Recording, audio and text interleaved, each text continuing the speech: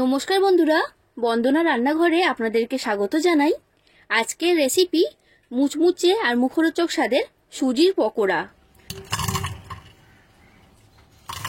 আওয়াজ শুনে নিশ্চয়ই বুঝতে পারছেন সুজির পকোড়াগুলো কতটা মুচমুচে তৈরি হয়েছে। মাত্র 1 কাপ সুজি দিয়ে পুরো পরিবারের জন্য এই রকমই মুচমুচে আর কুরকুরে সুজির পকোড়া আপনারা তৈরি করে ফেলতে পারবেন। এই সুজির পকোড়া যতটা মুচমুচে তৈরি হয়, খেতেও হয় তেমনই মুখরোচক স্বাদের। আর বন্ধুরা, এই সুজির পকোড়া তৈরি করা এতটাই সহজ যে যখনই আপনাদের ইচ্ছা হবে তখনই এটা আপনারা তৈরি করে ফেলতে পারবেন। তাহলে বন্ধুরা, আপনারা ভিডিওটা পুরোটা দেখতে থাকুন। আশা করছি আপনাদের সকলের রেসিপিটা খুবই ভালো লাগবে। আর আপনারা যদি আমার চ্যানেলে নতুন এসে থাকেন তাহলে আমার চ্যানেলটা সাবস্ক্রাইব করার জন্য অনুরোধ রইল। সুজির পকোড়া তৈরি করার জন্য আমি এইখানে নিয়েছি 1 কাপ সুজি। আপনারা বাড়িতে থাকা যে কোনো কাপ বা বাটির মাপ করে সুজি এখানে নিয়ে নেবেন। এবার সুজির মধ্যে আমি দিয়ে দিচ্ছি একটা বড় সাইজের পেঁয়াজ কুচি। পেঁয়াজটাকে এইরকম ছোট ছোট টুকরো করে কেটে আমি এইখানে দিয়েছি। এরপর আমি এর মধ্যে দিয়ে দিচ্ছি 4টে কাঁচা লঙ্কা কুচি। আর এরপর দিয়ে দিচ্ছি গ্রেট করে রাখা আদা। ছোট চামচের 1 চামচের মতো গ্রেট করে রাখা আদা আমি এইখানে দিয়েছি। এরপর আমি এর মধ্যে দিয়ে দিচ্ছি লবণ। লবণটা স্বাদ অনুযায়ী দিয়েছি। এরপর দিলাম 1 চামচের মতো চিলি ফ্লেক্স। আপনারা যতটা ঝাল খেতে পছন্দ করেন সেই অনুযায়ী চিলি ফ্লেক্সটা এখানে দিয়ে দেবেন। আর যদি চিলি ফ্লেক্স আপনাদের কাছে না থাকে, এর পরিবর্তে লঙ্কার গুঁড়ো এখানে ব্যবহার করবেন। এরপর দিয়ে দিলাম 1/2 চামচের মতো গোটা জিরে। এরপর আমি এইখানে নিয়েছি 1/2 কাপ টক দই। যে কাপের মাপ করে 1 কাপ সুজি নিয়েছি সেই কাপের মাপ করে নিয়েছি 1/2 কাপ টক দই। এবার এই টক দইটাকে আমি সুজির মধ্যে দিয়ে দিলাম। এবার এই সব কিছুকে একসাথে খুব ভালো করে মিশিয়ে নিতে হবে, যাতে প্রত্যেকটা উপকরণ ভালোভাবে মিশে যায়। তো দেখুন বন্ধুরা, আমি সব কিছুকে ভালো করে মিশিয়ে নিয়েছি। এবার আমি এর মধ্যে দিয়ে দিচ্ছি জল। অল্প অল্প করে জল দিতে হবে আর ভালো করে মিশিয়ে নিতে হবে। এইখানে জল দিয়ে একটা সুজির ব্যাটার তৈরি করব। ব্যাটারটা কিন্তু খুব বেশি ঘন হবে না, আবার খুব বেশি পাতলাও হবে না। দেখুন বন্ধুরা, সুজির ব্যাটারটা আমি তৈরি করে নিয়েছি। আর জলের পরিমাণটা আমি এখানে বলছি না, আপনারা দেখে নিশ্চয়ই বুঝতে পারছেন সুজির ব্যাটারটা কেমন তৈরি হয়েছে। এই রকমই একটা ব্যাটার তৈরি করতে হবে, কারণ এর মধ্যে সুজি দেওয়া রয়েছে। সুজি জল টেনে নেবে আর এই ব্যাটারটা কিন্তু অনেকটাই ফুলে উঠবে। তো সেই কারণে এই রকম একটু পাতলা করেই ব্যাটারটাকে তৈরি করতে হবে। এবার এই সুজির ব্যাটারটাকে আমি ঢাকা দিয়ে রেস্টে রেখে দেব 10 মিনিটের জন্য। তো এখন এটাকে আমি সরিয়ে রেখে দিলাম।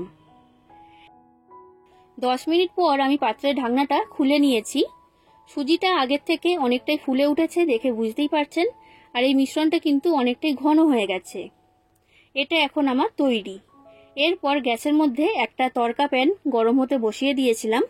এবার এই তড়কা প্যানের মধ্যে আমি দিয়ে দিলাম 2 চামচ সাদা তেল।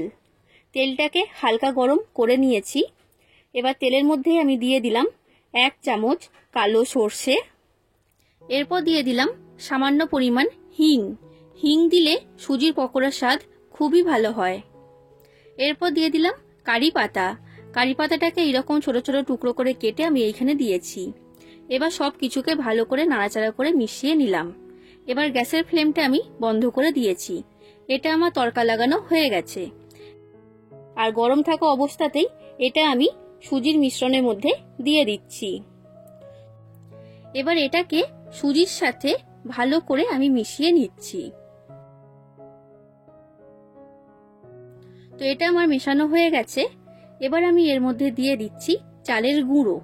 আমি এইখানে 2 চামচ চালের গুঁড়ো দিয়েছি। চালের গুঁড়ো দিলে এটা খুবই মুচমুচে তৈরি হবে। এরপর আমি এর মধ্যে দিয়ে দিচ্ছি বেসন।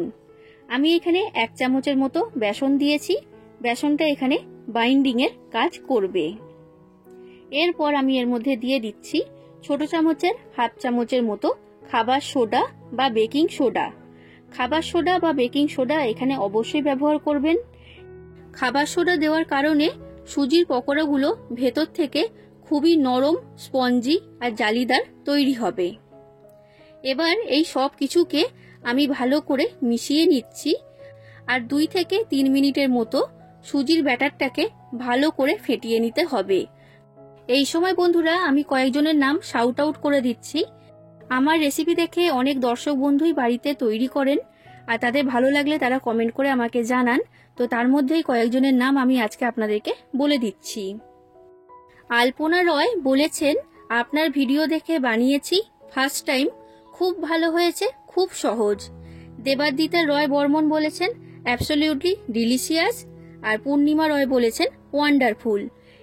আমি প্রত্যেককেই বলে দিচ্ছি থ্যাংক ইউ, আপনারা বাড়িতে রেসিপিটা ট্রাই করেছেন, এটা জেনে আমার খুবই ভালো লেগেছে। তো দেখুন বন্ধুরা, এই সুজির মিশ্রণটাকে আমি 3 মিনিটের মতো ভালো করে ফেটিয়ে নিয়েছি। এটা এখন আমার তৈরি হয়ে গেছে।